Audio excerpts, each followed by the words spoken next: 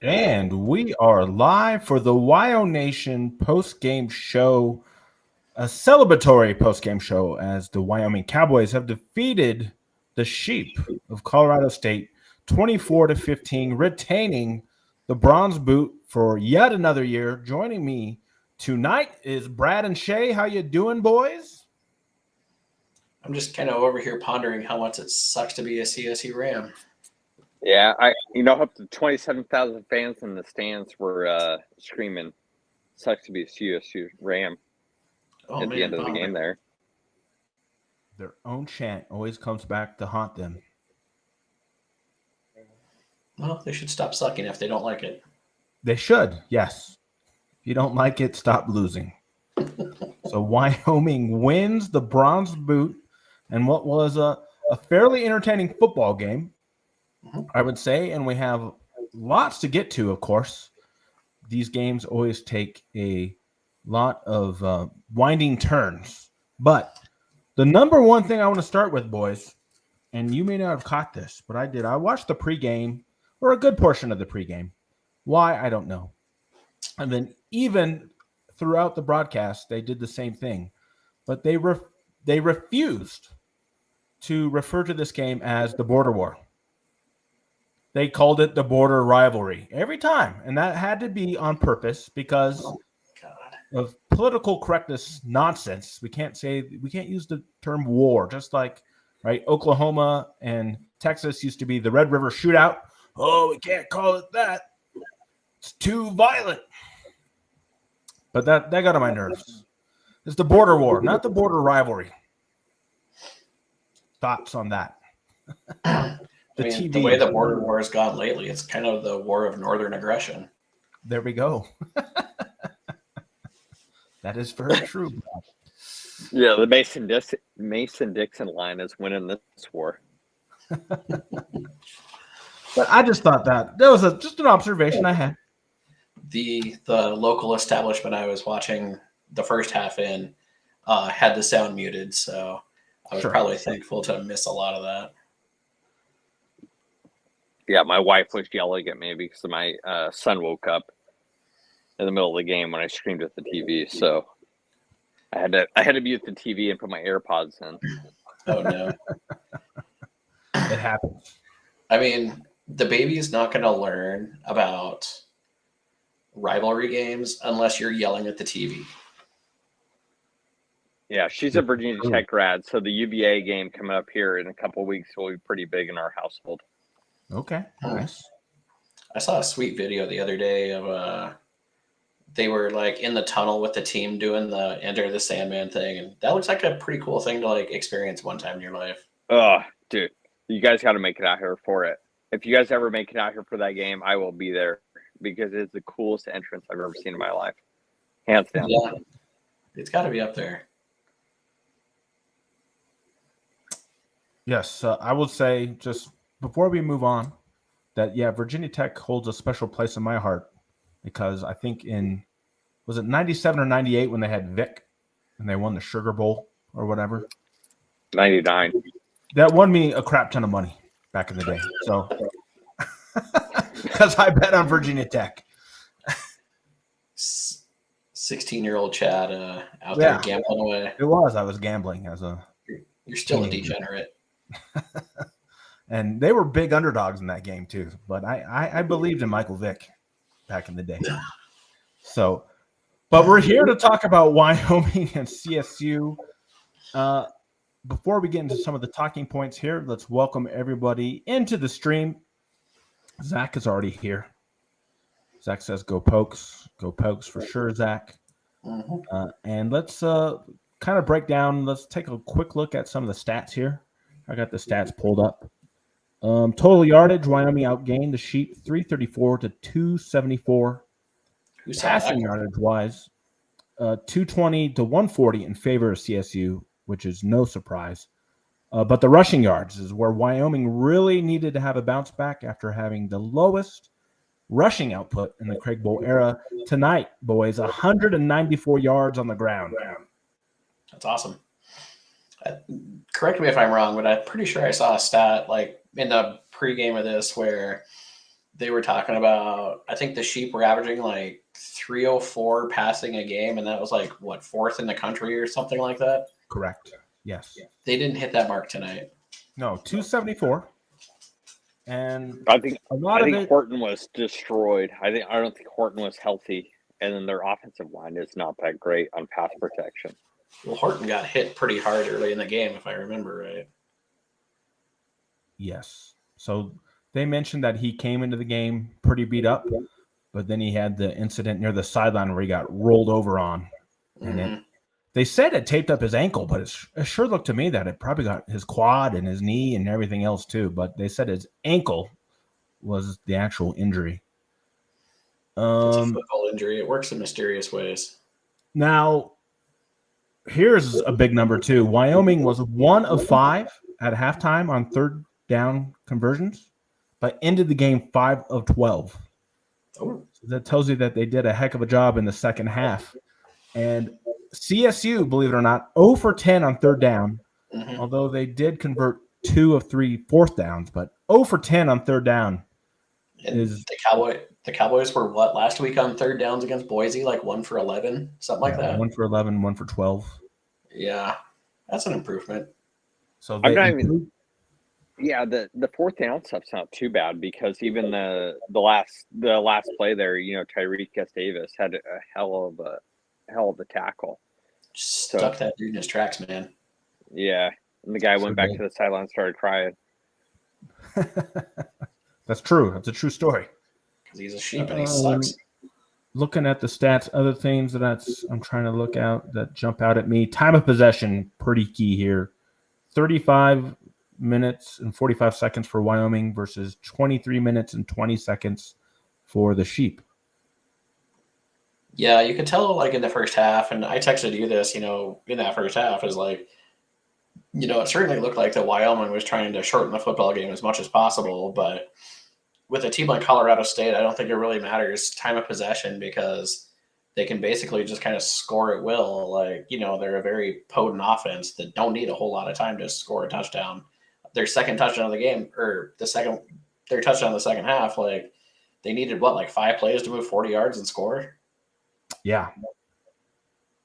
And then, of course, the key was turnovers 3-1 in favor of Wyoming, I guess you say. Wyoming forced 3 turnovers, 2 interceptions, and then the drop snap by Fowler Nicolosi. And I just want to bring up a pregame tweet that I put out just before kickoff. Yeah. I said the Sheep passing game will throw us the ball.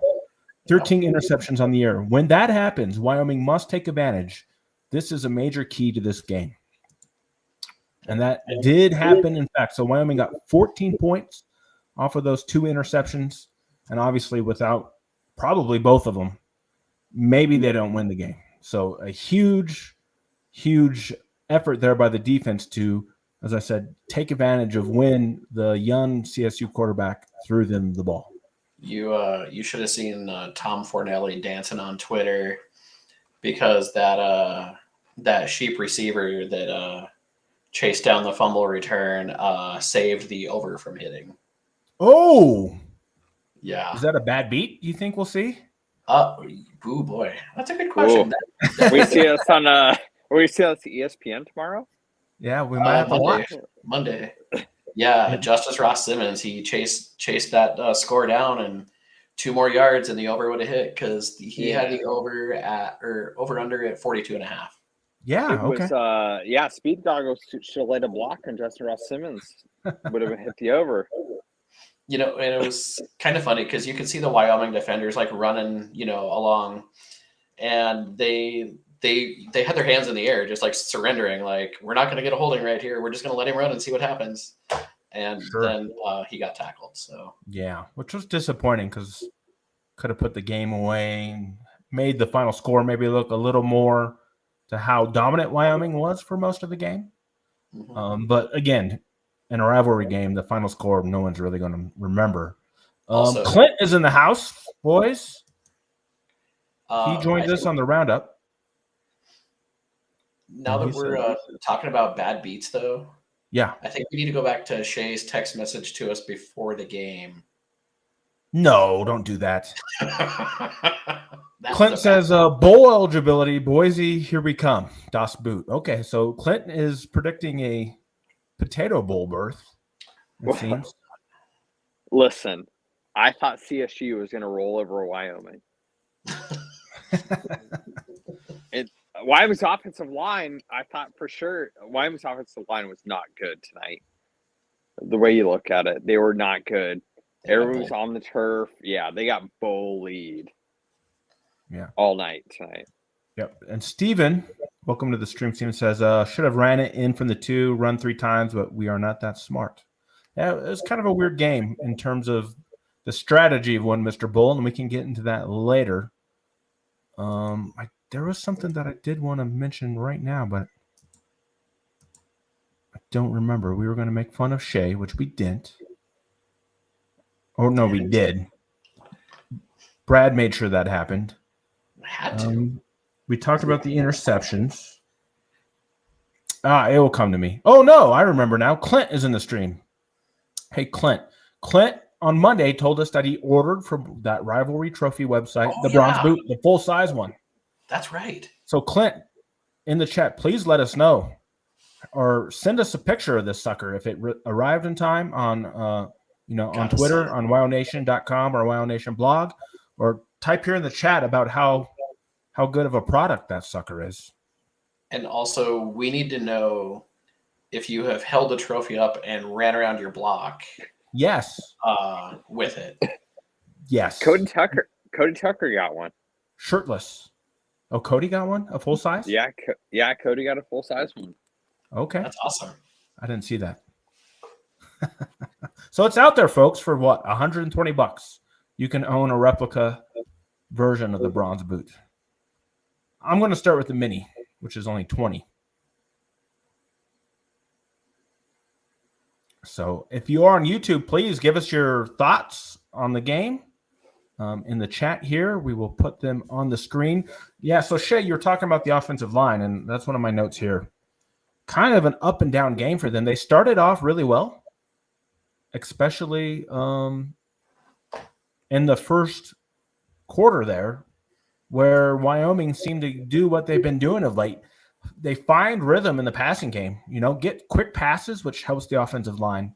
And then they kind of get away from that. And then it was kind of a fire drill the rest of the game from the offensive line. First quarter Cowboys were a lot of fun to watch. Second quarter Cowboys were a little the opposite. You know what I can't stand? Offensive linemen sitting on the turf during run plays or pass plays. And it was every single series. You look up and an offensive lineman is just laying on the ground. What are you doing? Put your body on somebody. It's like they're standing straight up. They get knocked over. And then people complain about Peasley. Peasley, if he gets 200 yards a game, every game, with rushing passing, Cowboys are going to win. Mm-hmm. But, if your offensive line is just like, just going to get bullied here, it's not fair to Peasley or the receivers on that one. Sure. That was one thing they mentioned, in even the defensive line struggled a little bit. I think, Morrow is a load to carry. Like that guy, he's a good running back. Like he is an absolute wagon in the backfield. But, they mentioned during the game that the CSU offensive line was starting to lean on the Cowboy defensive line a little bit. You could kind of see it, but they made plays when it counted too. Yeah. And we have an update from Clint. Says the boot was delayed until Monday. He'll send us pics when he gets it then. What a horrible thing to do to somebody. Send him a PM during the border war and be like, oh, yeah, our bad. Yeah. That's Your mean. boot's not coming. Yeah. They should send him the Christmas ornament just as a gift. Yeah. Maybe they will. Let's see. What else is on my list? Yeah, so kind of going in with the offensive line, right? Better rhythm in the passing game. And maybe it's just because they pre-plan a lot of their first couple drives to where the passing game looks crisp and on time, and Peasley's making decisive reads, and we score points.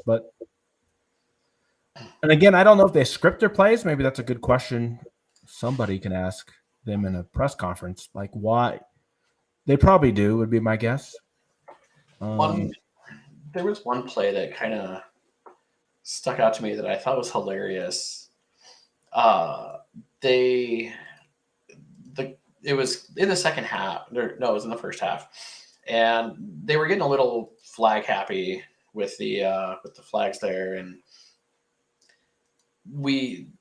our offensive line was still kind of working a little bit, and one of our linemen, I can't remember who it was, and it was a quick running play. He grabbed one of the Sheep defensive linemen and took him to the turf, and they flagged him for holding, and it was like, that's not holding, man. That was just a flat out pancake.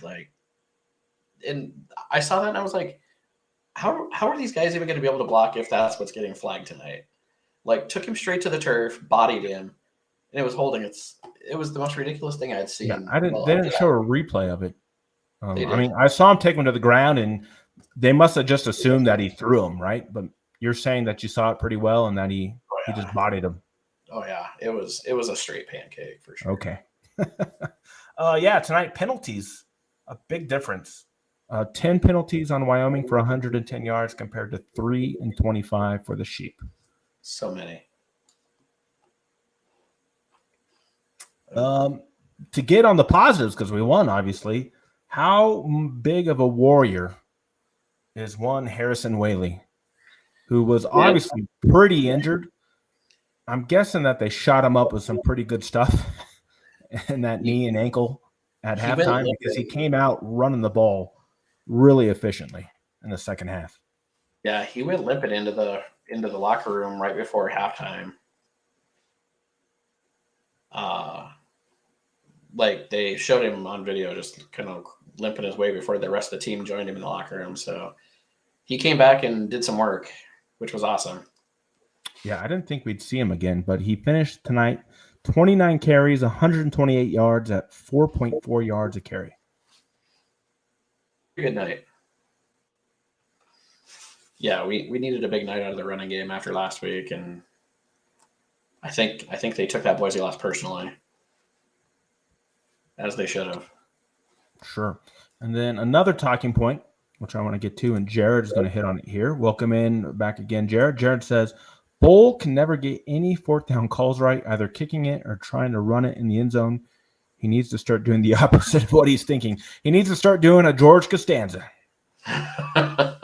Do the opposite of what you think you should do. Yeah, so it didn't hurt us tonight, but it very well easily could have. The kicking game, and my boy, you all know I am the president of the hashtag Red Shoe Man fan club. And it seems that he's lost his mojo. He's missing a lot of kicks. Mm-hmm. Now they're giving him opportunities to try to get it back, but it really could have hurt us today, him missing those two. I mean, granted, they're long kicks. But 6 points off the board there, potentially. And giving CSU field position, and I think did they only capitalize maybe once? Or did they not capitalize on either of them? I don't think they capitalized on it. Let's look at the drive chart because I do not remember. Yeah, because that one. Here we go. Chronological drive chart. So let me find the missed field goals for Wyoming.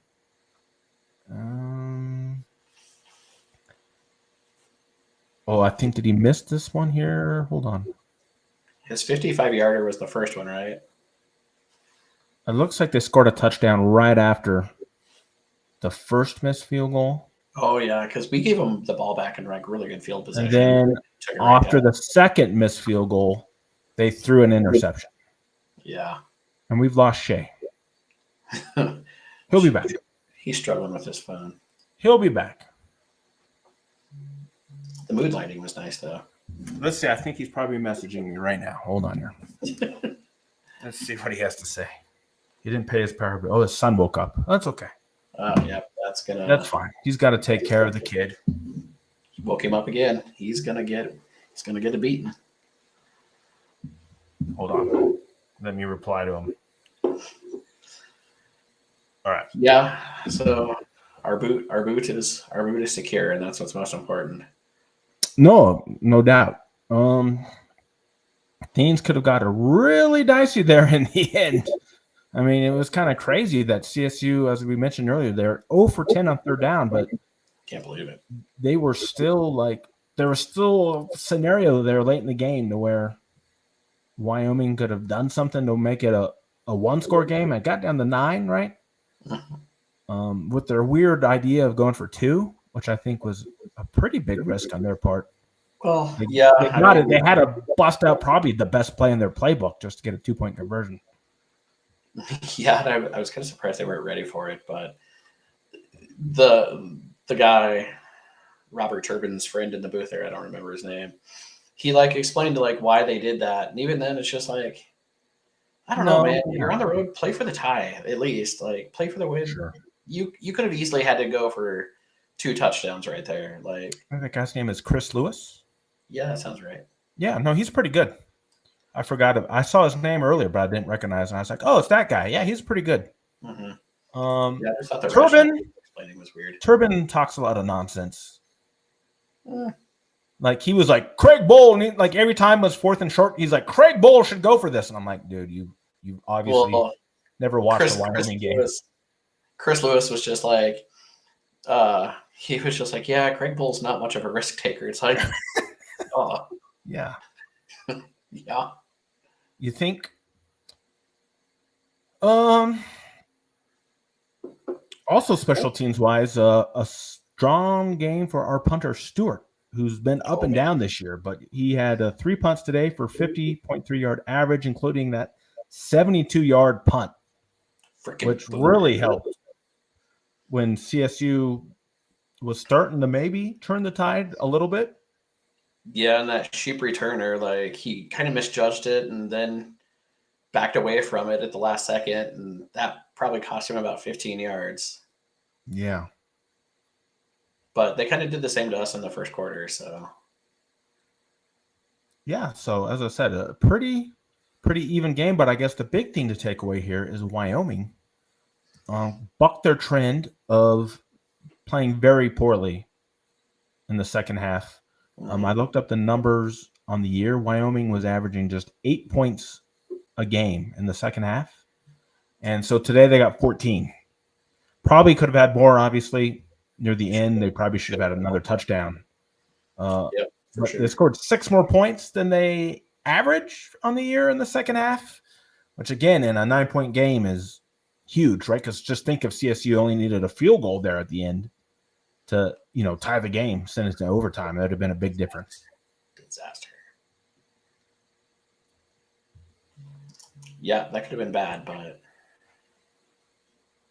it could have been a lot worse for the sheep, though, and it probably should have been, honestly.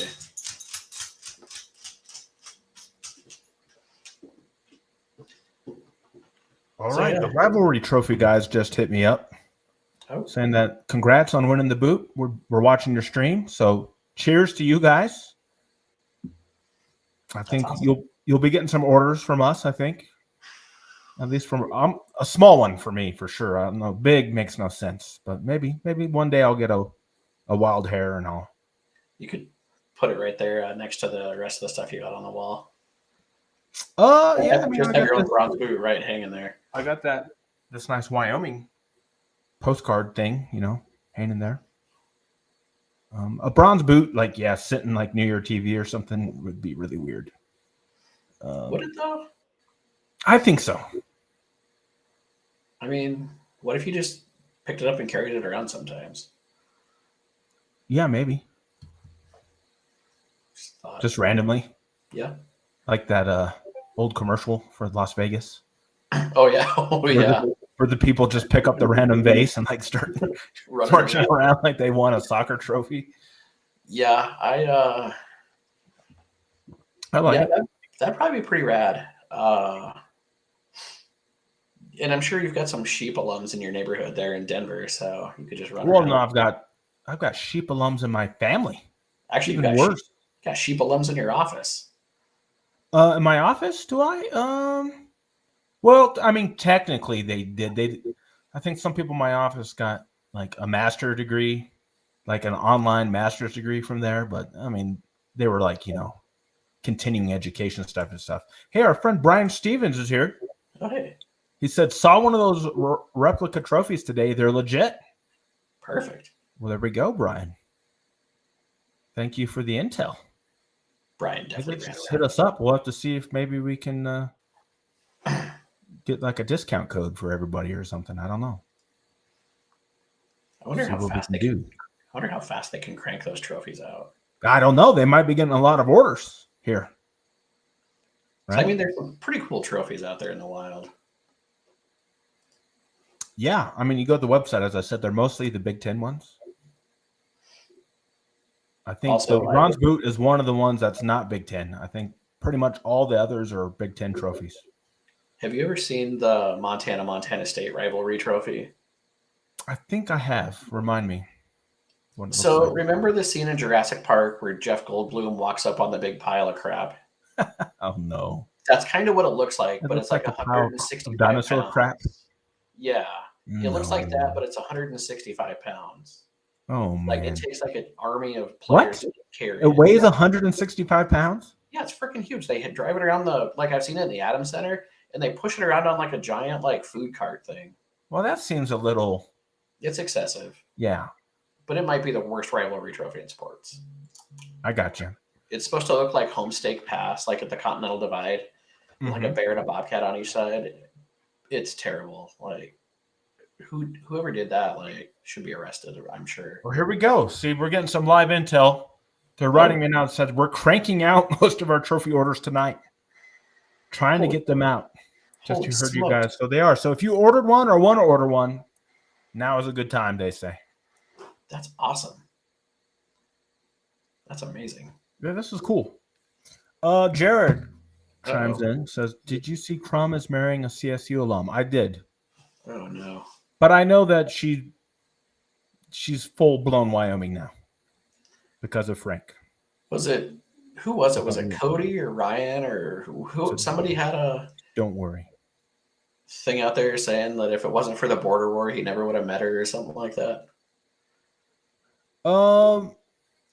Yeah, I think I just know that he saw her at a football game and she was like in the front row. Oh. And he just started talking to her or something. Oh, we've got maybe it was the border war, and maybe when she was a CSU student and she got front row seats or something. I don't know. I don't care, to be honest. We've got some serious 90s rom-com yeah, to be had right there, though. So anybody else in the chat, let us know what you are thinking tonight, your thoughts on this game and where Wyoming goes forward. Now, I didn't even know this. I checked this. Actually, I didn't double check it.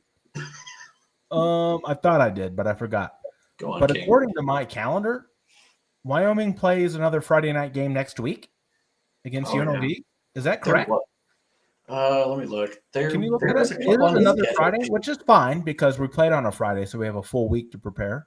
Yeah, next Friday against UNLV in Vegas. Okay. I thought that was very odd. So we play another Friday night game next week at Vegas. On Fox Sports 1. On FS1 at that beautiful stadium, which Brad and I would be going to, but he decided to go to Baton Rouge next week. So sorry for partying. Yeah, he's got to go to Baton Rouge, which is fine. If you're not going to go to Vegas for a football game, I think number 2 on your list probably is Baton Rouge, in my opinion. Yeah, just tune into LSU Florida on Saturday, and I'll be the non-drunk Cajun guy there, or I'll be the drunk non-Cajun there. You're not Cajun, so you can't be the non-drunk Cajun. Way too north to be Cajun. I know a lot of Cajuns. You're definitely not Cajun. I'm worried, actually. I'm legit worried for my bodily safety. Why? Because those people are professional drinkers. Oh, yeah. It's going to be good for you. I don't think so. It's going to have a good time. Let's see if they've have any updates here from... Oh! All right. Cool. We'll talk to the rivalry trophy guys, see what we can do. But things are cooking. Brian has Brad should come to Vegas for the basketball tournament. Maybe we'll do that this year. So, Brian, hilarious story about that. I think maybe I've told you this. I don't remember. I was on my way back to Warland for Christmas a handful of years ago, and I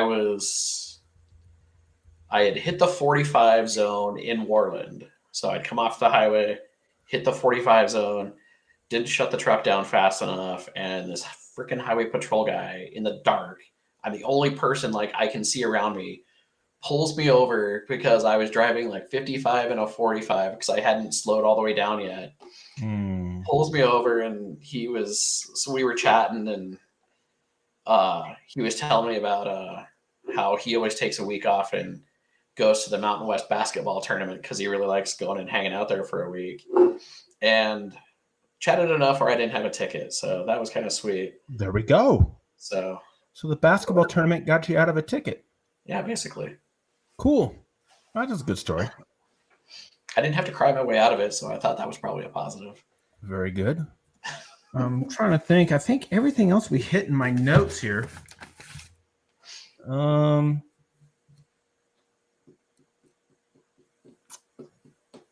Yeah. We hit everything. So that's why I'm interested to see what other people have to say, because that's what we're here for. I'll look at some more of these advanced stats and see if there's anything going on. Do they have no attendance? 27,905, the largest of the year. Which is wild because, right, I was complaining about this game being on a Friday.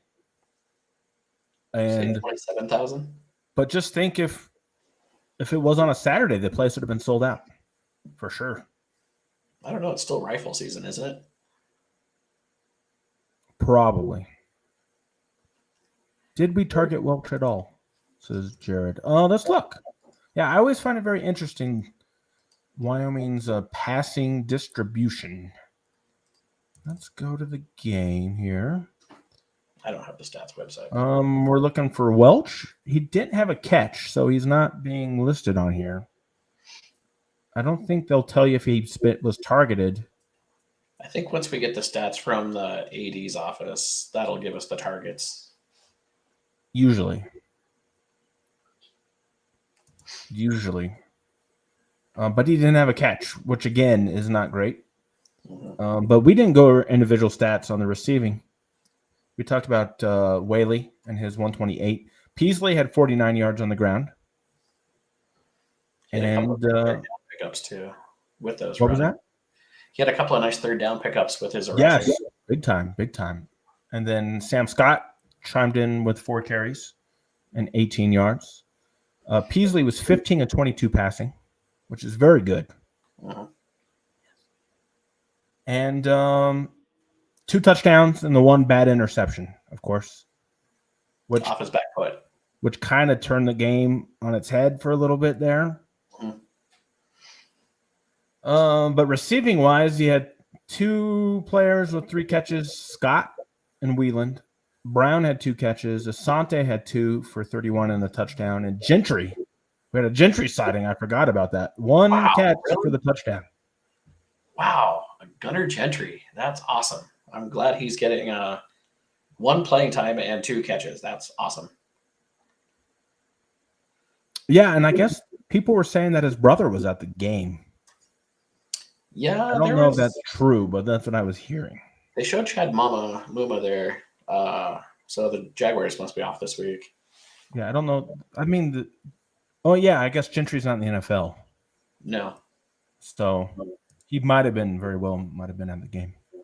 Yeah, I don't think he's on any practice squads right now. But Wyoming did a pretty good job keeping CSU's big-time guys in check. Horton only had 7 catches for 58. Now he was hurt for some of the game. But even their tight end, who was leading the country in yards as a tight end, only had 3 catches and 33 yards. That's awesome. Yeah, that guy is a load. He's a lot to handle. So, yeah, I guess you just like to see Wyoming to use their tight ends a little bit better. But, I mean, they spread the ball around. Gillenborg had a catch. O'Brien had a catch. But no catches for Welch, right? And Welch is a really good athlete. So, again, without seeing the film, it's hard to say he might have been double-teamed a lot, right? Because he's our main threat, even though he's a tight end. He won us a game last year, if I remember right. Sure. We have another person chiming in for the glory of Rivalry Trophy. Eels Patty says, Bronze Boot replica is legit. Just got mine the other day. Cool. That's awesome. Cool that you got yours. Yeah, we got the guys there talking to us right now. And they're saying that they're just cranking out the orders as fast as they can for that sucker. Gonna be working overtime this weekend. So, and we'll talk to them to see what kind of opportunities we can get for everybody. But I think it's really cool that we have one of the non-Big Ten trophies out there that they're making. How many of those like there's an Apple Cup and Stanford's got that axe. Yeah, the Apple Cup's pretty cool. USC and Notre Dame play for the Shillelagh. Yeah. I wonder if the Arizona schools do anything. Seems like they do. They do. I think they have a trophy. I forget. It's like the Civil War's probably got a trophy. Yeah. So there's a lot of trophies out there. So I think over time they'll have a lot more, I think. But we'll see. I won't speak for them. Do you suppose the rivalry trophy guys will crank out the Bridgers rifle? Oh, geez. I don't know. That might be a little too hard. But that'd be cool if they had a Bridgers rifle. I still don't get that trophy. Oh, there we go. Oh, yeah. It says Arizona. Yep, now that you mention it. Yep, that's it. The Territorial Cup. Yep, I forgot about that. Cool. Thank you, Clint. And then, of course, we have the Panalolo trophy, which is kind of cool, too. No? You're rolling your eyes? I think it's cool. Yeah. No? You don't like it? I like it. I mean, maybe there was a reason it disappeared like 30 years ago. Well, it's back. Well, yeah, I know that. And it's a statue of a Hawaiian cowboy roping some cattle. I just feel like it's really forced. Like the trophy disappeared for 30 years and then like poof, they had another one made and now it's back. And I feel the same way about Bridger's rifle too. It's just like, you know, they've been playing that series for what, like 70 years or something like that. Then all of a sudden they were just like, oh, we should add a rifle to the mix. It's like, why? Okay. I'm very traditionalist when it comes to trophies. I got you. Very hard-lined. Feels forced. Feels forced. This is Mr. Brad. Let's see. We want to check the Twitter mentions here to see what's going on in the universe here. Not a whole lot. Just people mainly retweeting our graphics and such. I've got some hilarious ones in my Twitter mentions tonight. The one that Connor always retweets, the sheep with the crying Jordan face. The Michael Jordan one. Yeah, that one makes me laugh all the time. Whoa, hold on. Rivalry Trophy says that the rifle is on their list. Like they want to do the rifle. And along with the Bones Trophy. I'm not familiar with that one. Ooh, I gotta look that up. Let's look that up. The Bones Trophy they say they want to do, but they want to do the rifle. They want to do the Bridger rifle. Got to be careful when you Google for the Bones Trophy on. Oh, look at that! That's kind of cool. I see. Yeah, it's like a skeleton, and it looks like it's from like Memphis and is that South Florida? Oh, it's a rack of ribs. It's a UAB in Memphis. UAB in Memphis play for that makes that actually makes a hell of a lot of sense for a rack of ribs. Yeah, that makes a hell of a lot of sense. Okay. Oh, I love that trophy. That's cool. Brian tunes in. We're talking about rivalry trophies now. This is now a rivalry trophy stream. We should drop the rifle and make a trophy for the Air Force. I was going to ask. I don't know if Air Force would agree to that. They have just because they're all about the commander and chief trophy, but they do play for a trophy with the sheep, as we talked about, and it's like called the Falcon Ram Trophy or the whatever, right? So they do have a trophy with CSU, but maybe I wouldn't be opposed to doing one with Air Force. I just can't quit looking at pictures of this rack of ribs trophy. That's amazing. Yeah, I've seen it before. Now that I mentioned, yeah, that'd be really cool if they got that to do that. That would be wild. Just imagine that next to your TV.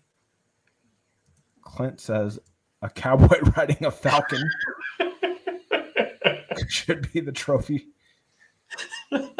Sounds like something you'd see He-Man doing or something. Yeah, it would like remind you of the. Was it the Skyhawks? No. The never-ending story, kind of. With whatever that thing is, I don't know. What is that? Like a dog, a flying dog, or whatever? I don't know. Sure. I've never watched it, but it's popular among people our age. Some are saying. Yeah, some people are reporting. Oh my God.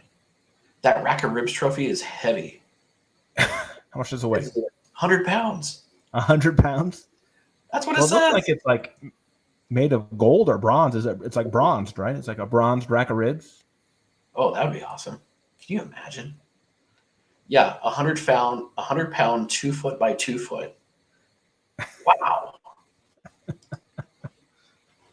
I like it. That's amazing. I like it. Oh, they just brought it back. Oh, it disappeared? You're telling me? Returning annually beginning in 2023 in Birmingham. Okay. They quit playing for it in 2012, and it's been in Memphis ever since. Oh, I didn't know that. I could have swore that I saw it in the past couple of years. Yeah. All right. Well, if we're going to talk about trophies, right? I mean, you mentioned it. It is the best trophy ever, which is not official anymore. Like neither school will recognize it, but it's the Bits of Broken Chair trophy between Nebraska and Minnesota, Correct. which is a trophy that was not some corporate bull crap. It was 'Cause that's literally what the Big started by a Twitter account. It was like literally started like as a joke, and it rose into thing. And the great thing is that they raise money for cancer research as part of this thing. It's a great cause. If you don't know it, it came from Faux Pelini, and I don't know who he was arguing with, but they decided to make the Bits of Broken Chair trophy because the idea was that Faux Pelini said, "Well, after we beat you, I'm going to break a chair over your head or something crazy like that." And so they came up with the trophy. It was recognized by both schools for a few years, but now they've disavowed it, which is a shame. But what a great Twitter account that is.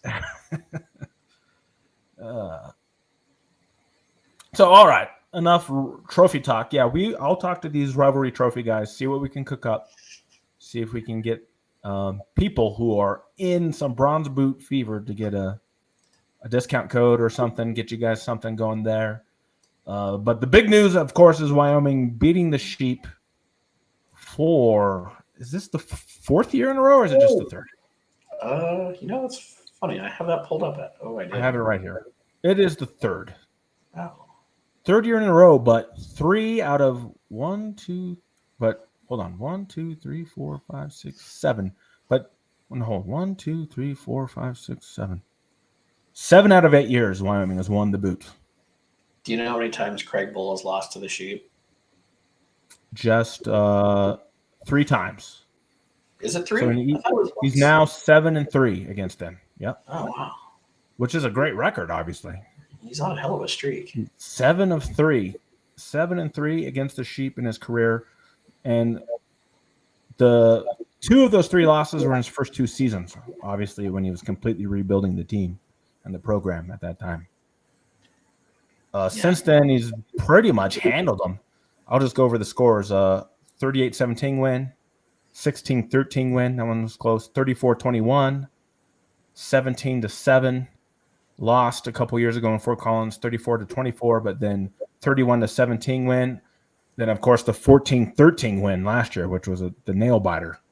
And then this year, 24-15.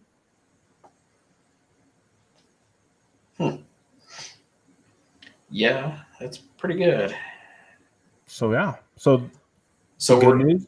you know what's kind of crazy about you look at rivalry games across college football, and you see like a lot of lopsided rivalries, right? Like, I can just think of like the Montana State one. Like, I think the Grizz have like a 20-game advantage or something like that, or maybe even more. But you look at some of these, and there's just very lopsided, 20, 30-game advantages. Sure. Currently in the Border War, we are 59, 51, and 5. Mm-hmm. So that gap is closing pretty rapidly. Sure. And then Wyoming obviously has a small advantage since it's switched to playing for the boot. So we'll tack on a +1 to that column as well. 31-25. All right, Clint. Looks like you might be checking out because we'll be wrapping up here soon. Thanks for everything, fellas. Getting late here in San Antonio. Have a good night, Clint. Thank you. Yeah, I was about to say, so good news with the Friday game being now out of the way is you have all day tomorrow to watch college football and not have to worry is Wyoming going to win because they've already done so. And so there's a lot of good games tomorrow. I know Alabama LSU is one you'll be monitoring tomorrow night. I will be monitoring that game with a lot of enthusiasm. And I guess quickly we could just look at the Mountain West schedule and go through that before we head out. So let's take a look here. Let's go to the schedule for the football tomorrow in the old Mountain West. And here we go. This is this week, right? The 4th. Yes. Of course, the big game tomorrow is Air Force hosting West Point, the Army, in Denver at Mile High Stadium. It's a And that 12 is o'clock kickoff. that's on 12:30? CBS Sports tomorrow at 10:30 Mountain Time. No, That's what it says. I swear they showed it saying it was going to be in the afternoon. I think But it's the a Mountain West I think it's a the noon Mountain kickoff. West site says it starts at 10:30. I don't think that's true. I could have swore I saw earlier it was like a 12:30 kickoff. Yeah. Well, probably Eastern time. So I don't God, who knows? It doesn't matter. Can you imagine how sucky that would be? Yeah, it'd be pretty bad. That's too early for here. Elsewhere, you have Hawaii will be traveling to Nevada. UNLV will be at New Mexico. Utah State at San Diego State. And then your game of the week in the conference, which could be a conference. Well, it won't be. But it's basically like an elimination game. Mhm. Boise will be traveling to Fresno State. And a pivotal game. The winner of that game will be in the driver's seat to face Air Force in the conference title game. ESPN has Army Air Force at 12:30. 12:30 Mountain? Okay. Well, you know what? The Mountain West it's not surprising that they don't know what time their own game is. So I was thinking about it. I was like, why in the hell would they play this at Mile High? at 10:30 in the morning. Yeah. Well, but then I remember that Air Force ripped down like half their bleachers or something. So probably to accommodate enough people. Sure. Yeah, so it should be a good spectacle. I'll be watching that and try to tune into the Fresno Boise game at night to see what happens there. So that's what's happening in the rest of the Mountain West. A very happy stream tonight. Mhm. And we hope everybody enjoys the rest of their late evening here. Enjoy your college football on Saturday. And I don't know. Are we going to be able to? When do you head out to Baton Rouge? Later in the week? Super early Tuesday morning. Tuesday morning. Okay, gotcha. I have the 6 a.m. flight to Seattle, so That's the wrong direction.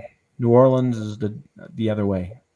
yeah, but I'm trying to get to Alaska MVP Gold, and so the only Alaska flight that goes to New Orleans leaves at 6 a.m. to go to Seattle, and then 5.5 hours to New Orleans. Okay. But hey, I'll have my MVP Gold when I get back. All right. I'm a points and mileage whore, and I travel so much for work that There things we happen. go. So once again, we will bid you all adieu. After Wyoming's 24-15 win over those nasty, nasty Sheep, retaining the bronze boot for a third year in a row. Next up is next Friday against UNLV. So for Brad Reed, I am Chad Smith saying thank you for checking out the postgame show. We will talk with you all very soon.